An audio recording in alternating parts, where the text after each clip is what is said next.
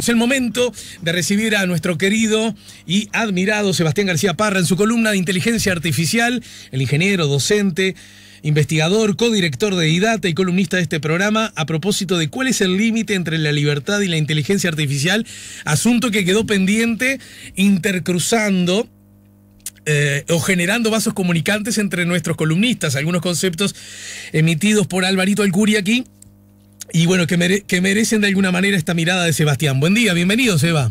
Muy buenos días, Ale, ¿cómo andás? Bien, muy bien, muy ilusionado de escucharte. Gustazo escucharte. ¿Cómo va todo? Muy bien, y bueno, aludido, como decías vos, en la columna de Alvarito Alcuri, que además la disfruté muchísimo. Me pareció fantástica porque tocó algunos puntos que cada punto abre una caja de Pandora, ¿no? Hacer doble clic en alguno de esos puntos da para larguísimos debates, pero me quedé con algo muy interesante que vos dijiste durante la nota y que lo acabas de mencionar, que tiene que ver con los vasos comunicantes, ¿no? Cómo se van generando enlaces interesantes entre distintas disciplinas. Y me puse a ver si lograba identificar con precisión algunos de esos vasos comunicantes. Ajá. Vinculados a este tema, ¿no? De los límites entre la inteligencia artificial y la libertad, ¿no? Si podemos identificar. Y creo haber encontrado uno, entre varios. Y tiene que ver primero con dividir algo que lo hizo Álvaro muy bien, ¿no? Entre lo que es la inteligencia y la conciencia. Ah, claro. Porque, por un lado, la inteligencia es la capacidad de resolver problemas, no mucho más que eso. Y eso es lo que las máquinas cada vez hacen mejor, ya hace muchas décadas, pero últimamente con la capacidad adicional de poder aprender. ¿Sí? Entonces, logran aprender y por lo tanto logran tener mejor o mayor inteligencia para resolver ciertos problemas. Pero después aparece otro concepto que es muy importante y que Álvaro lo traía en su columna, la conciencia. La conciencia, que es eso de sentir dolor, alegría, amor, ira. Eso es algo que es propio de los humanos y que las máquinas ni siquiera está en la proyección del estado del arte más optimista de los científicos, que sea algo que vaya a siquiera estudiarse en lo que es relativo a las máquinas. Porque acá creo que vale la pena distinguir dos cosas. Una cosa es sentir emociones, o sea, tener conciencia, y otra cosa es que la máquina analice la conciencia de los humanos, que eso sí lo hace, porque logra analizar sentimientos, pero no lo siente. Entonces, creo que estos dos conceptos es lo que permiten identificar un primer vaso comunicante, que tiene que ver que, el uso, de alguna manera, de la inteligencia artificial depende fuertemente de la conciencia humana. Entonces, ese es como el primer vaso comunicante. Nosotros somos usuarios de inteligencia artificial, vayamos al extremo, tanto en el uso bélico como en el día a día. Entonces, yendo al autor, que yo creo que Álvaro lo trajo varias veces en sus columnas y que para mí es un referente en estos temas de pensamiento vinculado a la inteligencia artificial y otros asuntos, que es Harari. Él dice algo que me parece fantástico vinculado a esto. Él dice que invertir demasiado dinero en inteligencia artificial y demasiado poco en la conciencia humana, que es algo que eso está sucediendo ahora. Sabemos mucho e invertimos mucho en inteligencia artificial, pero sabemos poco e invertimos poco en conciencia humana. Estoy hablando como humanidad, ¿está bien? Sí, claro. Él dice, y acá lo entrecomillo, dice que la inteligencia artificial, bajo ese esquema, lo único que hace es reforzar la estupidez humana. A ver, ¿cómo es eso? Claro, él dice que la alta inversión en inteligencia artificial y la baja inversión en el conocimiento de la conciencia humana hace que la inteligencia artificial solo refuerce la estupidez humana. Claro. ¿Por qué? Porque las máquinas, de alguna manera, como no sienten no tienen sentimientos, pero sí saben procesarlos, no tienen esa capacidad de nuestros botones emocionales, y Harari dice incluso mejor que nuestra propia madre, ejemplo para vendernos cosas. Eso es algo que ya nos pasa. Cuando entramos a alguna red social o entramos a algún sitio de e-commerce inteligente, nos muestra objetos que queremos comprar, y a partir de cómo nos los presenta, los deseamos. Probablemente lo terminemos comprando. O sea que son capaces de procesar nuestra conciencia y adaptar esos botones emocionales nuestros. Pero pasa con políticos, puede pasar con ideologías. Sí. Compremos ideologías a partir de eso. Entonces, ¿cómo será importante procesar esos mensajes de una manera correcta? Y para que el ser humano procese esos mensajes de una manera correcta, tenemos que entrenar nuestra conciencia. ¿Se entiende, Ale, el punto a dónde vamos? Pero justamente la pregunta apuntaba en esa dirección. Pero en definitiva, que otra vez, ¿no? Volvemos siempre, desembarcamos en el mismo puerto. ¿Qué grados, qué espacio de verdaderas, auténticas libertades tenemos los individuos por sí y ante sí de resolver, digamos, los justos equilibrios, ¿no? Claro, y ahí ahí aparece el punto más importante y como vos mencionás, el vaso comunicante entre lo que es la tecnología y lo que es el conocimiento de nuestra conciencia, que el conocimiento de nuestra conciencia además está diversificado en distintas áreas, ¿no? De lo que es neurociencia hasta lo que es psicología. Y me parece que, te pongo un ejemplo, a nosotros nos entrenan mucho en lo que es lógica, en lo que es matemática. Eso pasa desde la escuela, pasando por el liceo. A nosotros los ingenieros, decís. Bueno, a nosotros en general como ciudadanos. Pensemos en los escolares. Los escolares aprenden matemática, aprenden conceptos de historia, de geografía, pero ¿qué tanto aprendemos en explorar las causas profundas del sufrimiento, por ejemplo? Uh-huh.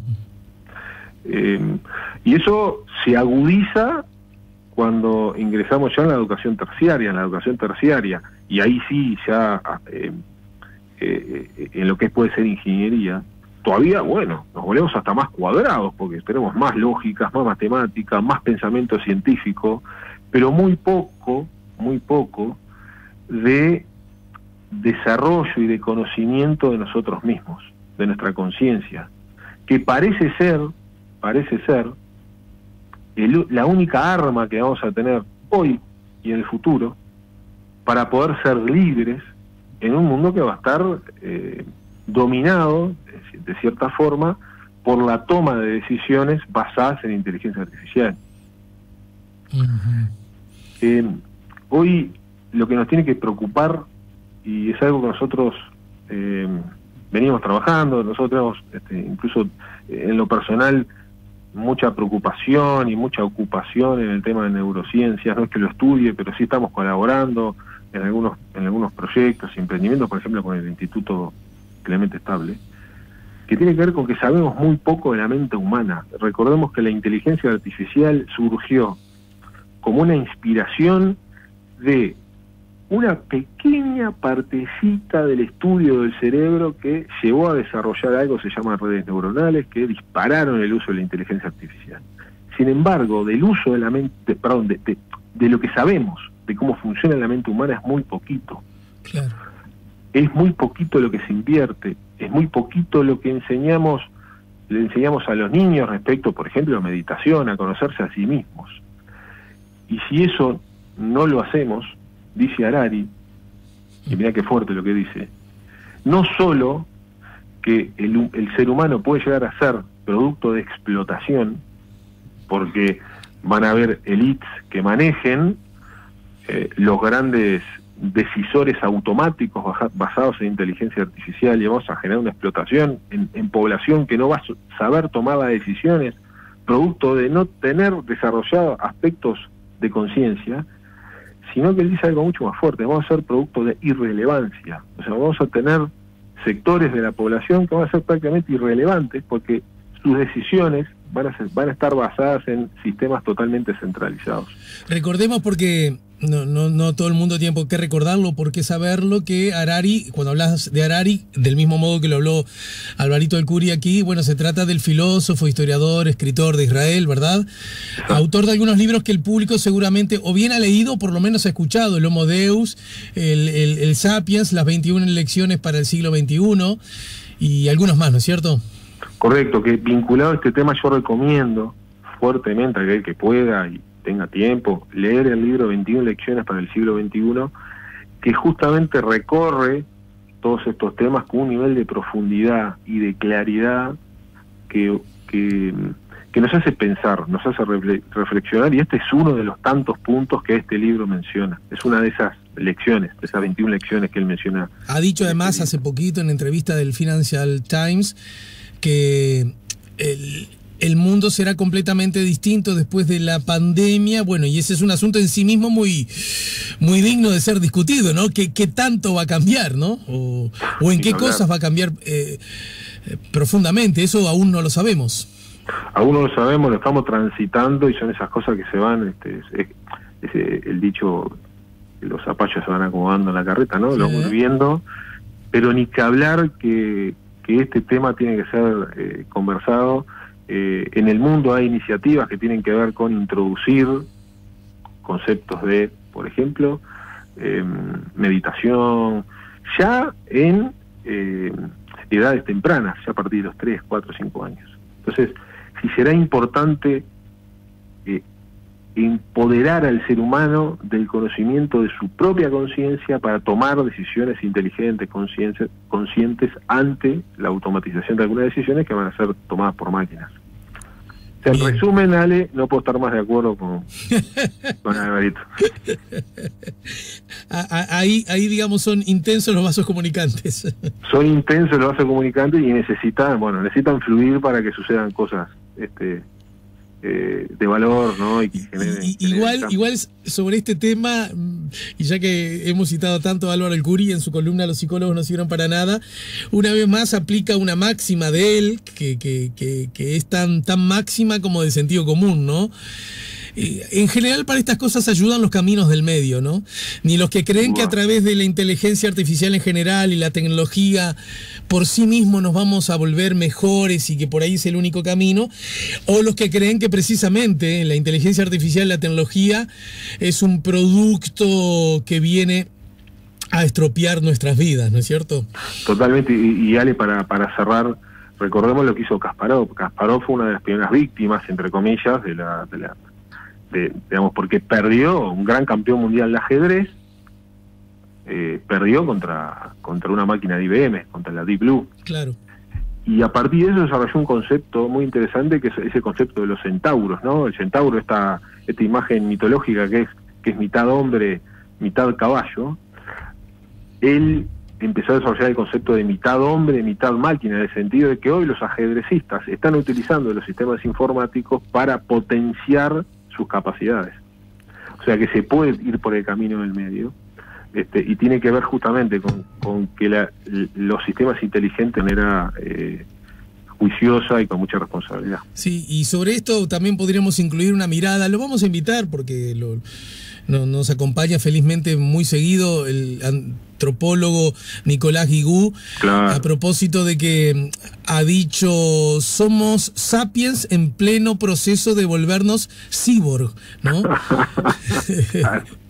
Y bueno, exacto. Me parece que son miradas que también conviene tener en cuenta. Sin duda que sí. Mi querido, gracias por el aporte, gracias por la generosidad y por estar siempre, que te he cambiado de horarios y sin embargo, lo quiero decir públicamente, siempre estás ahí al firme. Muchas gracias. Muchas gracias a ustedes, un fuerte abrazo. Nos ayudó a poner la mañana en camino Sebastián García Parra en su columna Inteligencia Artificial.